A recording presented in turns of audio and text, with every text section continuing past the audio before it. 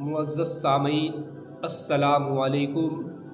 आज शाबानुल मुअज़्ज़म की 4 तारीख़ हो चुकी है और 14 शाबान गुजार के 15वीं जो शब आती है जिसे शब बारात कहते हैं, इस रात की बेशुमार फजीलतें हैं। आइए इस रात के ज़िम्न में जामे तिर्मिज़ी की एक रिवायत मैं पेश करता हूँ। हज़रत आयशा सिद्दीक़ा रज़ी अल्लाह ताला अन्हा रिवायत करती हैं कि अल्लाह के हबीब सल्लल्लाहु ताला अलैहि वसल्लम को एक रात बिस्तर पर नहीं पाया तो आकाए करीम सल्लल्लाहु ताला अलैहि वसल्लम की तलाश में मैं निकल गई। ये कौन कह रही है? नबी की बीबी कह रही हैं। जब आका की तलाश में निकली तो मदीना शरीफ की कब्रिस्तान में आकाए करीम जलवागर थे। हज़रत आयशा को सरकार ने देखकर फरमाया, आयशा क्या तुम ख्याल करती हो, ये गुमान करती हो कि अल्लाह तबारका व ताला और उसका रसूल तुम पर जुल्म करेंगे? अर्ज़ करती हैं, या रसूल अल्लाह, मुझे ये ख्याल पैदा हुआ कि शायद आप किसी और अजवाज़े मुत्तहरात के पास गए होंगे।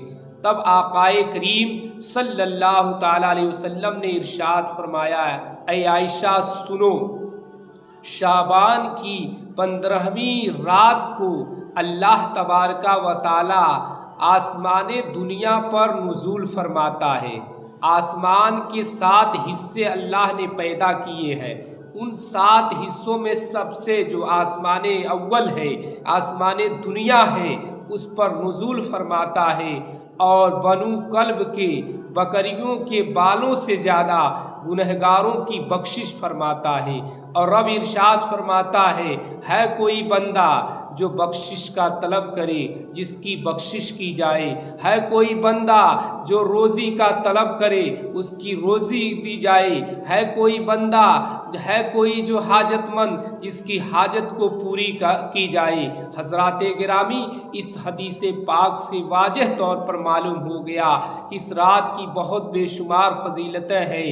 आकाए करीम सल्लल्लाहु ताला अलैहि वसल्लम फरमाते हैं कि शबे बारात की रात मरने वाले की उम्र लिखी जाती है कि उस साल उसे मरना है। पैदा होने वाले की जिंदगी लिखी जाती है कि इस साल इस तारीख में पैदा होना है। रोज़ी देने वाले की रोज़ी लिखी जाती है। हज़रात गिरामी, मगर हम और आप क्या करते हैं? आज हमारे मुआशरे में बुराइयां फैल गई है।